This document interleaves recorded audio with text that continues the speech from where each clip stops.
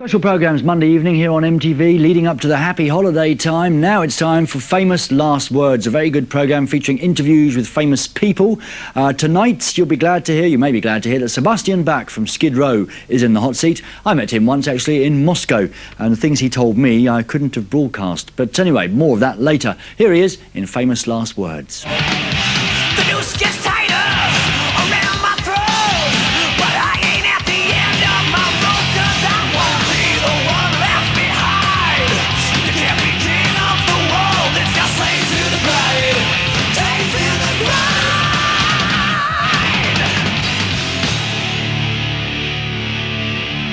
Sebastian, let's start at the beginning of your life. What's your earliest memory? Tell us about your childhood. My earliest memory? My earliest memory is being in the Bahamas, Freeport, going into my backyard and seeing a starfish on the sidewalk burning.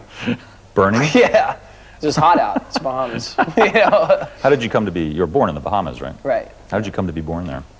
What were your You'd have to folks ask my doing? parents that. I'm sure there's kind of a story there somewhere. But, Were they traveling hippies or yeah, something? my dad taught art at a school there called Mary Star of the Sea.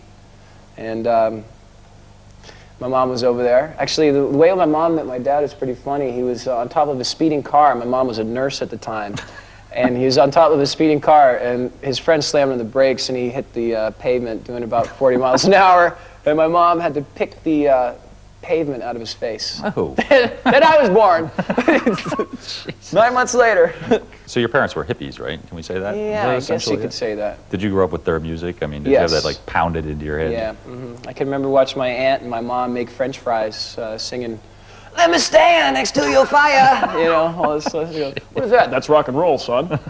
Or driving in a van, listening to my dad sing, "This is the end," not realizing the lyrics. "Father, yes, son, I want to kill you." Dad, what is this all about? Jesus. That's Jim Morrison, boy. God. Yeah, it's pretty interesting. Did you rebel against this eventually? I mean, say, God, the '60s stuff is, because for a long time that was like everybody. Well, I don't know. It's assumed kind of that was weird. To the rest, you know, to my friends, I seemed like a rebel, but in my own family, you know, like my dog's name was Lennon after John Lennon. I'm named after John Sebastian. My sister's name is Heather Dillon after Bob Dylan. Wow. And so to me, it was kind of like, you know, not really rebelling against my family, but you know, going to school and seeing the way all the other people lived and stuff. It was. Yeah. Yeah, it was different. I went to private school. You know, you used to have to wear like a green lapel jacket and stuff, but I was the only kid there with a Motorhead button on the lapel. You know.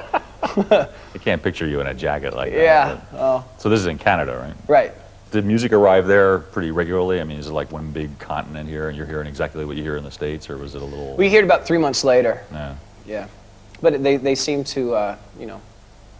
They get the American music, but what I can't figure out is why doesn't America get Canadian beer? By Seems like an Molson's even here, trade, you know. It's watered down though, Kurt. You've I been know, up I there. know. They have to do that for import. Were you when you were a kid? Were you parents planning for you to be like, you know, a vet? My or dad something, wanted me to or go to Juilliard. He always knew Oh. that I'd be a singer. He wanted me to go to Juilliard. I remember he took me to a pizza place, and I had to tell him that I was, you know, going to start playing bars at the age of 15. Really excited about that, you know. He wanted you doing He said, oratorio. no, or no, something, I'll right? pay, you know, you go to Juilliard, you become a, I go, that's not rock and roll, man. You know, how can you raise me on Jim Morrison and Jimi Hendrix and then send me to Juilliard? It's the opposite. That's a good question. What did he say to that?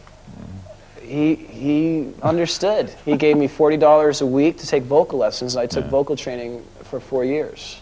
When did you realize that you had this voice? I mean, was there one day you opened your mouth and this thing came jumping out? I was a lead soprano in church choirs when I was, you know, a youngster. Really? I used to sing Latin, Requiem in aeternat Jose Jesu Domine Nostrum. Not bad. Yeah, I used to sing all that. I used to sing lead soprano in Is Catholic Church or High Episcopal Anglican. or Anglican? Anglican. Yeah, Okay. I was Anglican. What is that, anyways?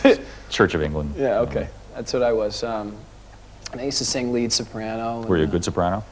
Well, I was the lead one. I was So, the best in therefore, my bunch of 12. I used to get paid $8 a month. I thought I was just like, oh, Big time. I can get 2 Kiss posters a month. But I love that kind of music. It's very Yeah. emotional. When did you start getting into bands? I mean, do you remember when your first band was? Yeah, it was at private school. I was singing in the shower one day, and I was singing a police song called "Walking on the Moon." And in the shower. Okay. yeah, one of my buddies heard me and he said, "Why don't you sing for our band?" And I go, "I've never sang, you know, in front of, you know, people like rock and roll before." Yeah. You know. Then I did it, and suddenly, you know, the tall, geeky, greasy, pimple-faced guy that nobody wanted to talk to suddenly had tons of friends.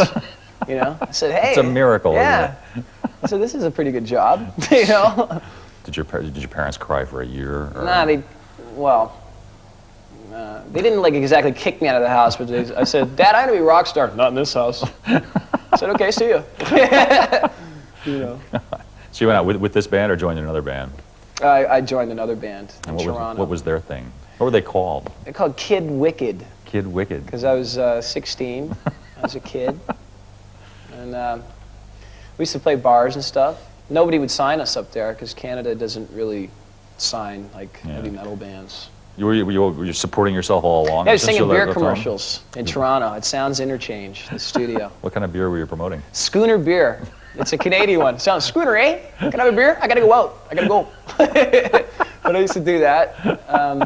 I thought it was like, you know, had a real good thing going there. Singing beer commercials, getting paid for it. Good bucks, right? Yeah, you do get paid quite a bit doing that. You could have made a career out of that. Yeah, maybe I still will. But yeah, that's what I was doing, and I was getting a lot of like offers to join American bands at the time, but I was just really happy, so I didn't want to. And Skid Row sent me a tape, and I was going, "Oh, man, I hope this really sucks," you know, because I don't want to leave doing this, right? Put it in, and I heard Youth Gone Wild, and I go, "God damn it, it's great! Jesus! Now I got to make a decision," you know. But the more I listened to it, I said, "Man, that is some serious music." What had they been doing for a vocalist heretofore? Before you Rachel arrived? was singing. Oh, She's got a good voice, good punk voice. Yeah. We did Psychotherapy by the Ramones, I was telling you, that's going to come out. And he sings lead on it. He can sing punk a lot better than I can. You know, Was he unhappy about it? Psychotherapy! Me doing it, kind of weird, you know. I don't think vibrato has any place in a Ramones song. No, you know? no, it doesn't. So I said, "Rachel, you do this one, man." Jesus. But so I came down, met them. So Rachel and- wasn't put out by you coming in and taking over the lead vocal duties? No, because he can't sing 18 in Life. You know? Fair enough. But I came down here and we played in the clubs for, 3-4 weeks before we got signed. See, it wasn't an overnight success. It took at least 3 weeks, you know.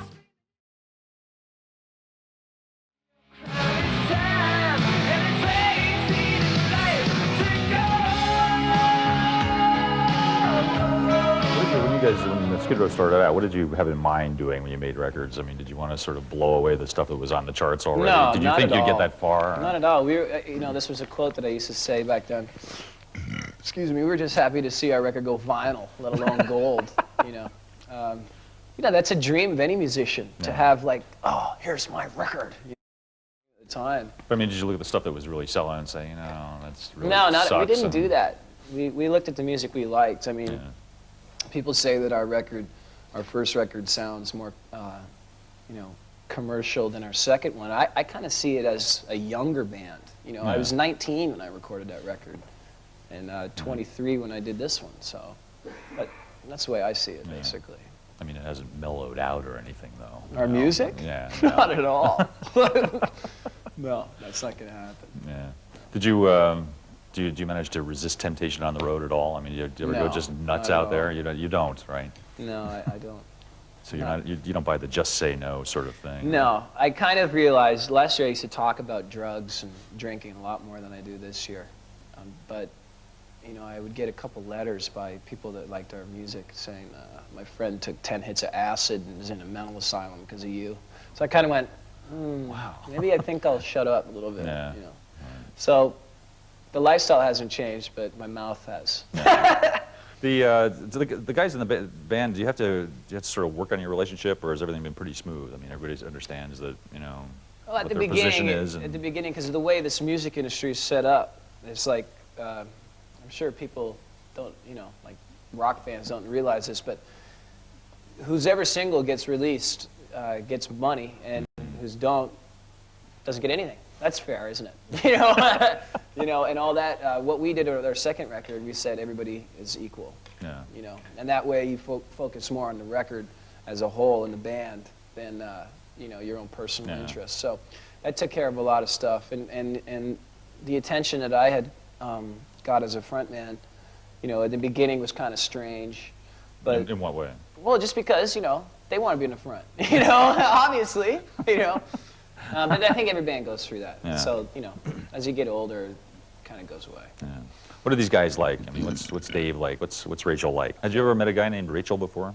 Not a guy. No, I hadn't. What sort of name is that?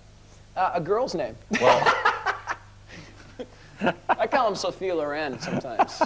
But why is he named Rachel? I've never been I don't able to know, but figure it was that really cool because when I heard their tape and they sent it to me, you know, they put a phone number in there and I called him up and I said, "What's your name?" He goes, "Rachel Bolan." I go, "Wow, heavy name." You know, Sebastian Bach, Rachel Bolan. Baching and bowling, rocking and rolling. I can see it now, you know. out. Just another name. Huh? But no, he's very into punk and Mark Bolan. Yeah. So. And Dave? Dave is a Kiss. He's a New Jersey guy. Dave is New Jersey, walking New Jersey. You know? What is it about this state that produces so much, whatever it is? You know? I don't know because I'm not from here, but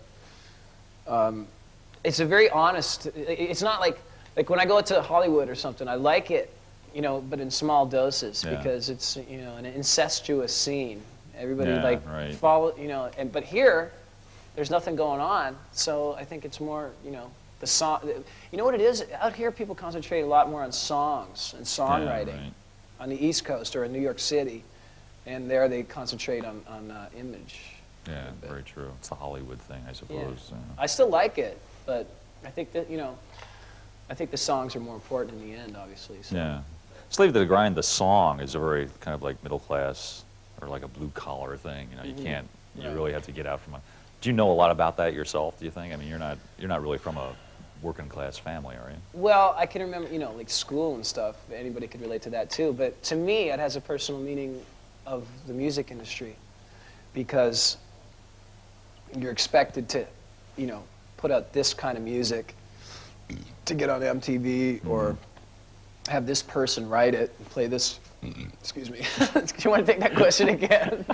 Just start at the beginning of that. That would be good. Okay, yeah, it has a personal meaning to me because in anything that you do, you know, as your job, you know, and this happens to be mine. Don't feel like it, but you're expected to just basically regurgitate what you did the day before Yeah. if you work at the factory, or the album before if you're in a rock band. Yeah. You know, and if you allow yourself to become a slave to what people expect, then what's the fun? You know, that's not what rock and roll's about. So that was the meaning of it originally within the band. You know, you can't be a king of the world if you're a slave to the grind of the music industry. You know, you can't. Yeah. That's because that's totally the opposite of the spirit of rock and roll, which, you know, I was brought up on. Then we realized that it could have connotations to, you know, everyday life, Yeah. 9 to 5 stuff. But that was like after the fact. Did we get all the guys in the band? We didn't get all the guys in the band. We better mention them all, I think. We Okay. talked about Rachel and Dave. And, Right. I mean, Scotty is very nice guy, I'm sure. no, you know what's weird is that people talk about you know, getting busted and all that. He went through some real weird times last year where he was in serious legal trouble for violent activity, but it was all covered up. So we have a publicist to cover up stuff instead of make it up. You know, there's a big difference. You know, and What had he been doing? I'm not gonna say, it's up to him. I keep telling him, dude, tell it. You'll get on in USA Today or something. You know. Didn't kill anybody or anything, did he? No, but he again, it's like when you read that kind of stuff, the latest, like you say, and latest in the heavy metal jail file, we have this, and it's just, I go, I feel like puking, you Yeah. know. Did you? What was the trial in Worcester like for you? I mean, was that just the world's biggest hassle? First, you have to wear a Well, suit, yeah, right? yeah. Well, you know, when you go to jail, you know, it makes you think. Yeah. And I said, you know, all this, like, that was just an emotional reaction at the time, you know, because at the time I didn't have any distinction between playing an arena and playing CBGBs. Yeah. And if I was playing CBGBs and I did that, Kurt Loder wouldn't have been talking about it on MTV, you know, because it didn't matter. But if you know, you can't do that. You can't jump in there and kick somebody's ass, you know. I'm not going to do it again. Yeah. If it happens again, I'll just, like, you know, walk off the stage. I mean, I'm on probation right now for physical assault, and if I punch, you know, one more person, that's it. No more Skid Row, you know. So somehow I really don't think that's worth it. Yeah. You know. So you're reining yourself in. Control your demons tour. That's what I call this. Control your demons. Come out, you know. Get down, boy. Monkey business, monkey business, ain't your business. Monkey business, ain't your business.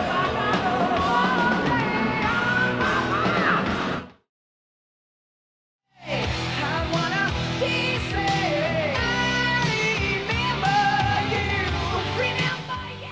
Let's talk about this AIDS shirt, because I think that's pissed a lot of people off, or angered a lot of AIDS Oh, yeah, activists. definitely. What was going on there? You show up in a photo wearing a shirt that says "AIDS kills fags dead." Right, right. Well, Surely there's a story there. I mean, this is, you know, it won't seem, you won't believe this probably, but at the time, I swear, I did not know that anybody gave a flying whatever what it said on my chest. You know what I mean? That was like the introduction into responsibility for me. Yeah. And you know, actually, it really hit home because one of my friends is a homosexual in New York, and a really, really good friend. Yeah. And he just let me know exactly what it meant to him, that shirt. And I felt like, you know, Fred Flintstone in Mr. Slade's office. Whoop! You know, shaking down in the chair. What, did he call you up and explain that? Like, No, this is he really got me bad? backstage, and he was mad, Yeah. you know. And he had every right to be, because a lot of his friends died, and that's not cool, making fun of that. Yeah. You know. Where did the shirt come from? So, it was thrown to me on stage. I didn't even know what it said. I put it on, and it was like, it's sort of, you know. So it doesn't represent your No. sympathies. Along No, those I lines. mean that's, you know, there's nothing funny about death. I already No. said that. Do you think things have maybe gone too far and everyone's You know losing what? You their know what sense of also humor? nailed it home was walking down the street and having a 12-year-old guy in a Skid Row shirt come up to me and goes, "Hey, I hate faggots too." Oh. And I went, wrong. You know, Jeez. that's a very wrong vibe to put out to people. Yeah. So you think more about these things, Oh yeah. I would imagine. Unfortunately, yes, I do. Jesus. The optional song on the album, Get the F*** Out, sort of takes a bad view of like groupies, I think. No, don't it you? doesn't. It's like Spinal Tap. Yes, it does. The Come guy on. gets it in the end. No. I get it in the end. It says, "The morning coming, and this is my bed. If you find me here when I wake up, the maid is going to find me dead." Right. But I mean, we knew that. We knew that everybody was going to say that. It was so predictable and so, you know, Well- everybody was going to say that. But we said, man, it says right in it also, "F you if you can't think a joke." Well, And if so, you know, I mean, it's about a guy that treats a girl like dog dung. See, I try to, you know. Think TV. But then she murders him. Like, if they thought this one was weird, wait till they hear the next one. is there stuff left over that are you already working on stuff? Yeah, yeah. You gotta. I don't want to give it away, but I'm writing a song about where I am right now and kind of what I'm feeling, called the Dark Age. Yeah. Sounds like a very up number. Yeah. Fun for the whole family. You're not a depressed guy, are you? I mean. No, but see, I focus it. I used to think it was, you know, I used to express my anger by booting out that window or beating somebody up or, you know, doing a big pile of drugs or whatever. Yeah. But now I say that stuff is like kid stuff. That's kid stuff. That's like generic, you know, trash in a dressing room or whatever, you know. If you could focus that into your music and people could put it on and hear that emotion through what you do on record, then that's what it's all about, you know. So you don't do any of that stuff anymore. Well, I do, but I don't talk about it. Wisely. I I'm try sure. to control your demons. Control, you know. Do your folks come to your shows? I mean, have they witnessed Yeah, the, I had to kick my Skid dad Row? out of the show the other night. What was he doing? Imbibe? Yeah, he was just getting a little gnarly. He's a bit aggressive. Times have changed when the bands are kicking their parents out. Yeah, think, I you know. like that though. I like when he comes and lives vicariously through me. Because if my kid's in a big band, I'll bet I'm there, man. Yeah, that's my boy! You know, forget hitting a home run in Little League. Go on stage in LA Forum, man, you know. God. What you decided not to? You were told, I guess, not to tell people you had a kid, but now, Yeah, now you've come I out mean, it was, and said you had. you know, right? there's something really, really strange when you respected, like, the people that like Skid Row respect us for being, like, honest about everything, you know, and playing music that is honest and, you know, not a big scam or a big front or Yeah, anything. right. So I found it very hypocritical when I would have my son out to see a show that I would have to go in a different door in a hotel than him. And I said, this is over, man. I don't care. You know, they said, oh, but all these chicks, you know, they really dig you. And I go, they're not stupid. You know, they don't want to be like treated like a bunch of idiots. No.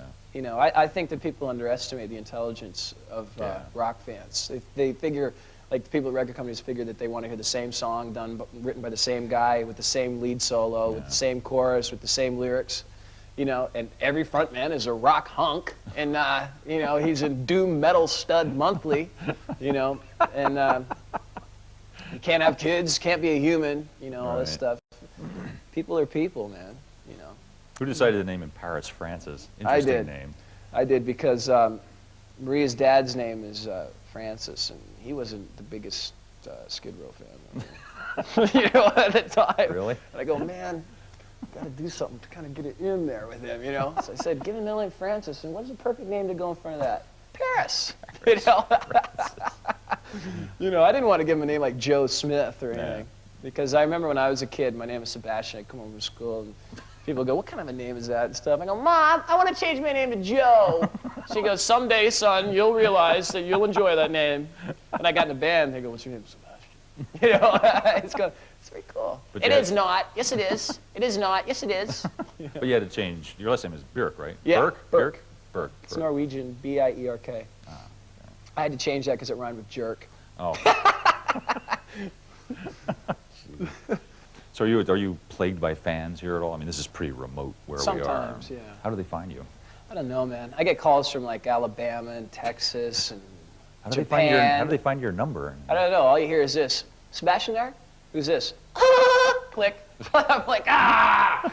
So you change your phone number a lot. Yeah, I once guess. a week. Jesus. Well, I have a goofy line upstairs and a good line down here. What's a So- goofy line? You give it to the goofy people.